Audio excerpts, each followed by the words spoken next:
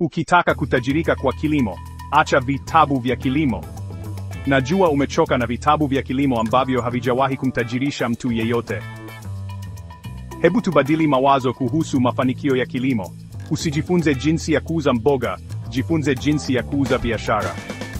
Shule za kilimo zinatoa wataalamu kila mwaka. Kazi yako si kuwa mmoja wao, ni kuwaajiri wao. Wewe ni mjasiriamali wa kilimo, si mkulima tu.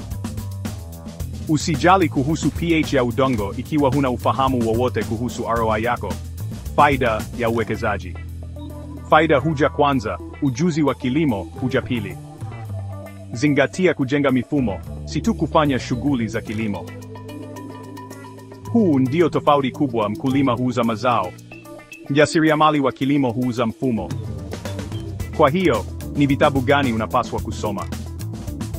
Usimamizi wa biashara, masoko, minyororo ya usambazaji na teknolojia ya kilimo, sio tu miongozo ya kilimo. Kumbuka, ardhi yako ni mali tu, biashara yako halisi ni jinsi unavyoendesha. Sasa, wewe ni mkulima au mjasiriamali wa kilimo? Weka jibu lako kwenye maoni.